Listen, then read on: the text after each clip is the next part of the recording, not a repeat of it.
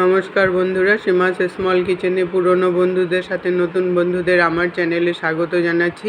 আজ আমি ফেলে দেওয়া জিনিস থেকে দুর্দান্ত স্বাদের একটা রেসিপি বানিয়ে দেখাবো। আপনারা প্লিজ পুরো ভিডিওটা স্কিপ না করে দেখতে থাকুন। আমি কিভাবে কি দিয়ে কি বানাই, আসুন দেরি না করে রেসিপিটা শুরু করি।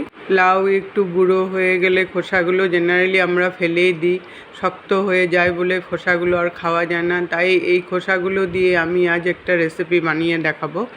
এখানে একটা লাউয়ের খোসা নিয়েছি। এখন খোসাগুলোকে আমি ভালো করে ধুয়ে নিয়েছি। এখন কুকারে 2টা সিটি মেরে নেব।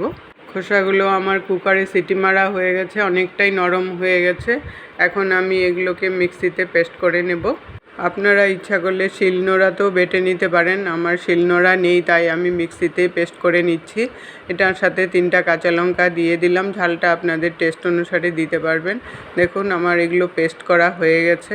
এখন গ্যাসে আমি একটা ফ্রাই প্যান বসিয়েছি। ফ্রাই প্যানে 3 চামচ মতো সরষের তেল দিয়ে দিলাম। রেসিপিটা সরষের তেল দিয়েই করতে হবে। এখন আমি একটা শুকনো লঙ্কা দিয়ে দিলাম।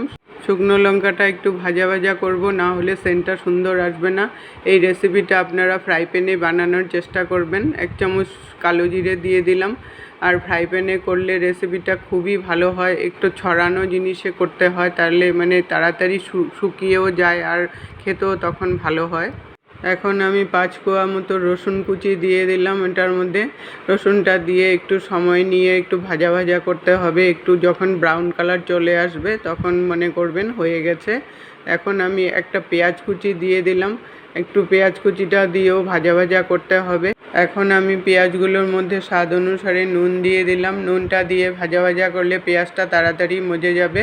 দেখুন আমার ব্রাউন কালারও চলে আসছে, পেঁয়াজটা ভাজা হয়ে গেছে। এখন আমি 1 চামচ হলদি পাউডার দিয়ে দিলাম। হলদি পাউডারটা দিয়েও একটু ভাজা ভাজা করতে হবে।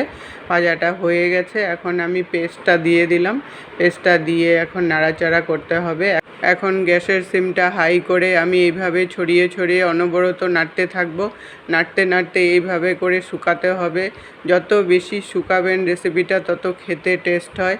আমার চ্যানেলে যদি আপনি নতুন বন্ধু হয়ে থাকেন, চ্যানেলটাকে সাবস্ক্রাইব করার জন্য অনুরোধ রইল। আমি একটু মিষ্টি দিয়ে দিলাম ব্যালেন্স হওয়ার জন্য। তারপরে দেখুন এখন মোটামুটি আমার ভাজা হয়ে আসছে। এই যে কড়াই থেকে উঠে যাচ্ছে, মানে ভাজাটা হয়ে আসছে। আমি এখন নামিয়ে নেব। এখন থেকে আর লাউয়ের খোসা ফেলে না দিয়ে এইভাবে করে একবার রেসিপি বানিয়ে খেয়ে দেখেন, ভাতের সাথে খুবই ভালো লাগে। আমার লাউয়ের খোসা বাটা কেমন লাগলো বন্ধুরা, কমেন্ট করে জানাবেন। যদি ভালো লেগে থাকে লাইক দিয়ে সবার সাথে শেয়ার করে দেখার সুযোগ করে দেবেন। এতক্ষণ সঙ্গে থাকার জন্য আপনাদেরকে অসংখ্য অসংখ্য ধন্যবাদ। আবার দেখা হবে নতুন রেসিপির সাথে।